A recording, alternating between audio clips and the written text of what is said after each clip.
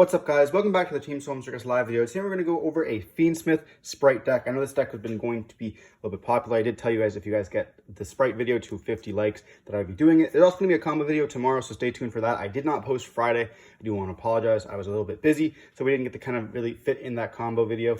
But yeah, we're going to be diving into Spright Fiendsmith. This deck's really cool. It's a very fun rogue deck that you can play.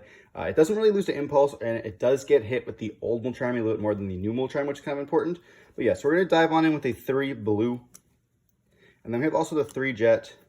We're still on the 2 red and the 1 carrot. So this is a very standard Spright package for me. I really do enjoy having the 2 red in the deck to negate some of those hand traps that you see a lot more relevantly, especially with Molcharmies in your deck. You're going to be seeing a lot more of those hand traps.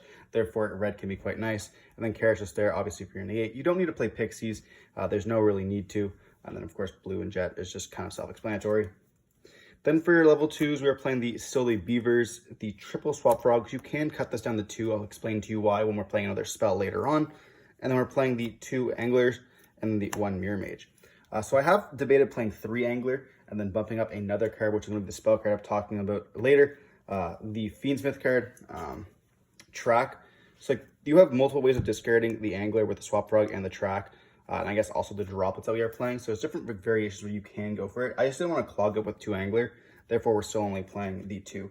You could play 2 swap frog if you want, because you have other ways to discard as well. But swap frog is always amazing at 3 because you can always summon out the second one off the Totally Awesome, which is cool for the extra body. Then for the Fiendsmith package, we're only playing the 2 engraver, the 1 lacrima, and the 1 lurie. We aren't playing 3 engraver because we are playing the 2 track, like I mentioned earlier. You don't want to be clogging up on those Fiendsmith cards, therefore you can just minimize it at that point, and then you can just play. Which is also really cool with the second track is you can get a draw off the princess by sending the engraver that you already had in the hand.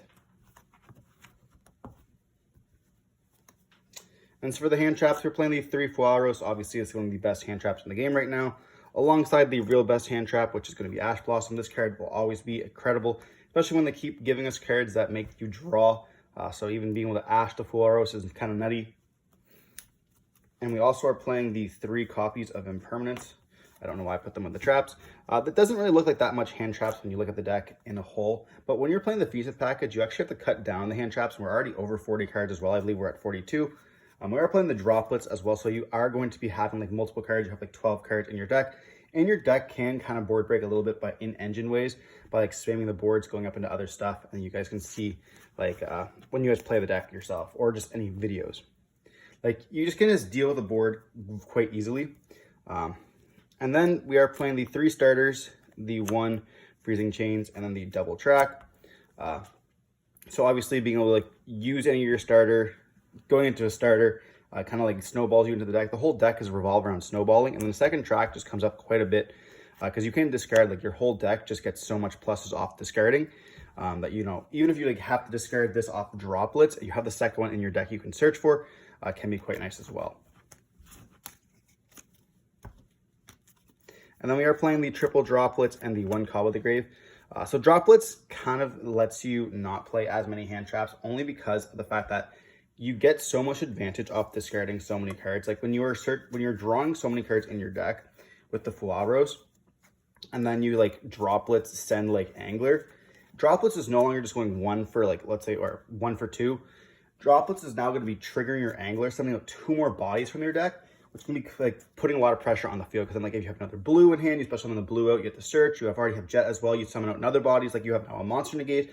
And you just snowball into that. So like, this is going to be a really powerful card in the deck that like, you can just actually use, as well as like chaining like a starter, so that you can like starter, droplets, send like starter and angler. You get the 2 cards, you get pluses, you get now 3 cards, you negated 2 cards on the field. It has quite a bit. And then the Call of the Grave, this is really just for Princess. A lot of decks are now back on fire decks for one of the best decks of the format. So being able to hit the Princess in the graveyard is going to be very important, because if you summon out like a gigantic and they just go Princess, target, destroy, you can't kind of lose there. So having the Call of the Grave on the Princess can be just phenomenal. Then for the last 2 cards of the deck, we are playing the Double Cross still and the Angel Statue Azurin. This is my most likely card I would like to cut. I don't think it's necessarily needed, but I really like the kind of end board you can end on with it. It just helps out, especially if you open it already, which I just always love. Now for the extra deck, we're only playing the 2 gigantic sprites, very standard. The 1 totally awesome. That's it for the level 2 XYZs. We're not playing any of the Mosquito, Soul Sweeper, and stuff like that. I know it sounds absolutely crazy. I did want to fit Mannequin Cat into this deck, but unfortunately I just can't. It helps you play through the D-Shifter. But like this deck already can play D-Shifter if you want to side out your Fiendsmith cards. So it's kind of important to note that if your opponent doesn't know that you are playing the Fiendsmith cards, they're most likely not going to be siding in Shifter. Just kind of important to note. And totally awesome is obviously totally awesome. You know, we have 2 Omni Negates, gotta love to see it.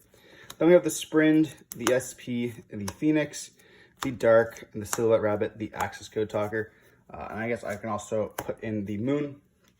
So this is gonna kind of be your package that like lets you go over stuff. We're not playing IP anymore, which is important to note. So like the boards that we end on normally, which is why we're playing Silhouette Rabbit. You can replace Silhouette Rabbit for IP if you want to go into SP. Now we can just go into a Moon instead and then start going up into your Requiems and stuff like that. Being able to either have a Desiree or a Caesar in the field alongside Totally Awesome can be kind of sick.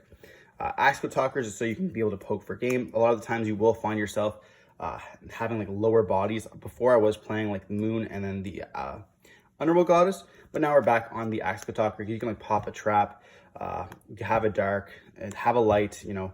Having those cards you can just banish to be able to pop multiple stuff and then be able to swing for game just can help. Especially with the Fiendsmith package, you know, it's just normally an OTK with that access code there.